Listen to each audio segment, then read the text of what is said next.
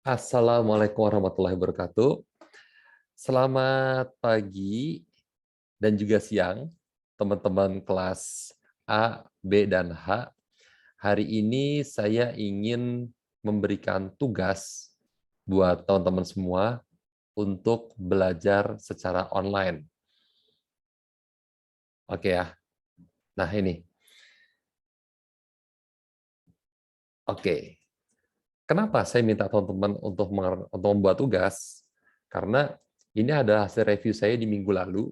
Banyak teman-teman yang masih membuat bisnis plan berawal dari aku mau bikin bisnis pet shop, aku mau bikin bisnis laundry. Nah, jadi masalah yang muncul itu adalah misalnya nih ya, musim hujan banyak sepatu yang kotor. Mahasiswa tidak sempat membersihkan sepatu. Ini kan kelihatan banget kalau teman-teman tuh awalnya udah kepikiran pengen bikin bisnis cuci sepatu, laundry sepatu. Dan kalian coba cari masalah dari sudut pandang konsumen, orang-orang yang berpotensi untuk menjadi konsumen kalian. Nah, sociopreneurship nggak kayak gini, teman-teman. Sociopreneurship itu berangkat dari masalah di masyarakat. Kemudian baru kita pikirin bisnisnya. Makanya hari ini saya ingin mengajak teman-teman untuk berlatih yang tujuannya yang pertama memastikan teman-teman nanti bikin bisnis plan-nya berangkat dari masalah di masyarakat.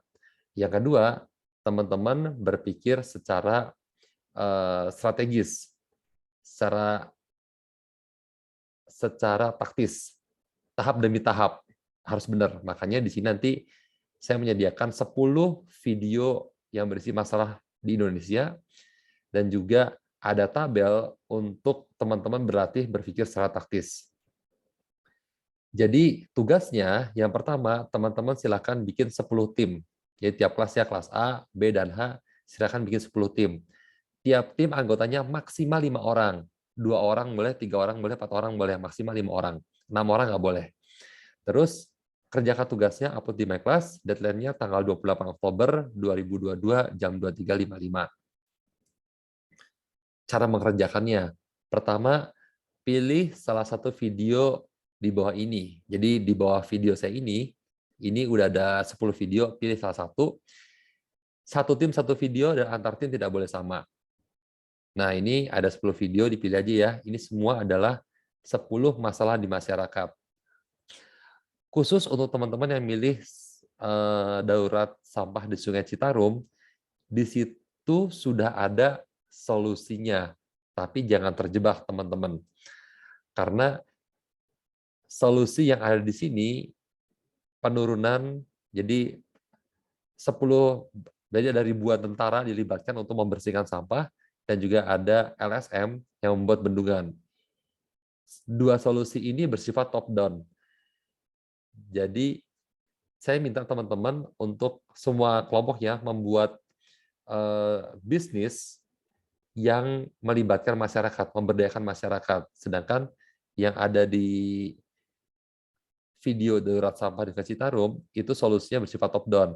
Jadi dari pemerintah langsung ke pemerintah LSM langsung menangani masalah. Ini berbahaya karena saat pemerintah menarik semua tentaranya, LSM menarik bendungannya, masalah kembali terjadi. Makanya saya minta teman-teman yang ngambil video darurat sampah di Sungai Citarum, pelajari masalahnya saja yang ada di situ. Jadi kenapa Sungai Citarum ini pada tahun 80-an adalah Paradise of Java, sementara tahun 2000 dia udah jadi salah satu sungai terpolutan di dunia. Nah, kenapa itu bisa terjadi? Kemudian kalian cari solusinya yang memberdayakan masyarakat. Oke ya, kelompok lain juga sama, di setiap videonya silakan cari solusi bisnis yang memberdayakan masyarakat. Jadi setelah teman-teman pilih videonya, lalu isi tabel berikut. Nah, tabelnya kurang lebih seperti ini. Jadi tiap kelompok silakan pilih notulennya satu orang, kemudian notulen silakan bikin tabel ini. Dan notulen akan seperti biasa ya, mencatat semua hasil diskusi di tabel ini. Tabelnya ada nomor, SDGs problem, SDGs solution, dan juga business idea. Nah, kemudian gimana cara ngisi tabelnya nih? Ini dia caranya. Sebentar.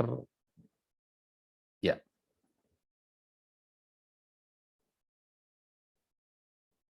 Nah, Ini ya, jadi ini saya contohkan di kasus apa namanya Sunyi Cafe yang kemarin sempat kita bedah di kelas. Ini adalah problemnya, kalian tulis di sini. Yang pertama, teman tuli susah dapat pekerjaan. Yang kedua, teman tuli belajar bahasa bibir, tapi teman dengar tidak belajar bahasa isyarat. Oke, ini masalahnya. Terus, selesai teman-teman tulis masalahnya di sini, kita lihat nih. Yang pertama, kita cari isu SDGs-nya. Jadi isu SDGs bisa teman-teman cek di apa namanya di atas video saya ini ya. Jadi di my class, ya di atas video saya ini di pertemuan 6 saya udah kasih peta SDGs yang gede. Jadi teman-teman bisa baca. Hubungan sama pekerjaan, isunya ada nomor 8, decent work and economic growth. Pekerjaan yang layak dan pertumbuhan ekonomi. Nah, di sini masalah SDGs-nya berarti kan karena mereka nggak punya kerjaan, susah mendapatkan pekerjaan, berarti kan tidak ada pekerjaan yang layak ya. Kata saya di sini, no decent work and no economic growth. Economic growth. Clear ya? Karena mereka nggak kerja, maka tidak ada pekerjaan yang layak dan tidak ada pertumbuhan ekonomi untuk teman-teman tuli. Yang kedua, teman tuli belajar bahasa bibir, tapi teman dengar tidak belajar bahasa isyarat. Ada apa namanya ketimpangan di sini, ketidaksetaraan di sini, ada inequality.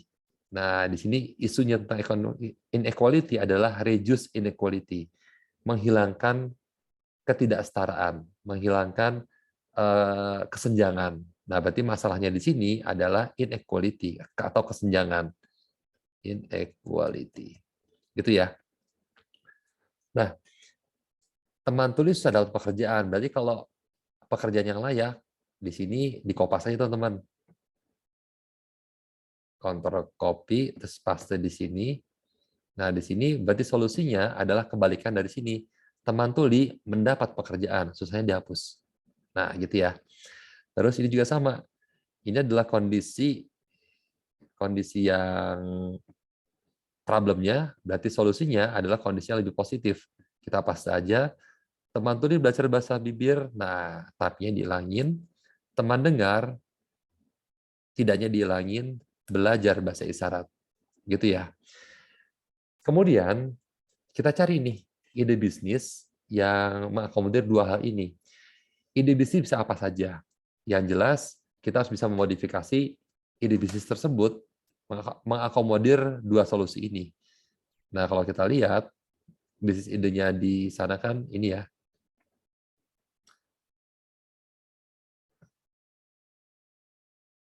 Nah, jadi ide bisnisnya adalah Sunyi Cafe. Sunyi Cafe. Ini adalah coffee shop.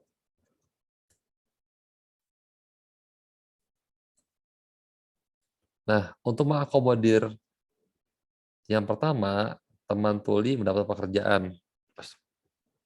Berarti di sini mempekerjakan semua teman tuli dari barista hingga tukang parkir. Oke ya. Yang pertama mempekerjakan teman tuli dari barista hingga tukang parkir. Ya, sorry. Terus yang kedua di sini teman dengar belajar bahasa isyarat. Nah, berarti order menggunakan bahasa isyarat. Nah, ini ya. Jadi coffee shop ini punya dua rules, dua aturan untuk mengakomodir solusi SDGs-nya. Yang pertama, agar SDGs solusi yang pertama, teman tuli mendapat pekerjaan, maka mereka mempekerjakan teman tuli dari barista hingga tukang parkir. Terus Di sini agar teman dengar belajar bahasa isyarat, order di coffee shop ini menggunakan bahasa isyarat. Oke? Kurang lebih seperti itu cara mengerjakannya. Silahkan dikerjakan. Dan video ini sekaligus juga menjadi panduan ya buat teman-teman di kelas yang lain untuk mengerjakan sesuai versi Business Canvas atau untuk mengisi tabel ini. Jadi untuk minggu depan template-nya adalah tabel ini. Semua orang, semua mahasiswa mengerjakan dengan tabel ini. Dan sampai jumpa minggu depan. Kita akan review seperti biasa, 15 menit di awal adalah pengumpulan proposal bisnis kanvasnya berbentuk tabel ini, dan 60 menit berikutnya adalah review. Sekian video dari saya. Terima kasih. Wassalamualaikum warahmatullahi wabarakatuh.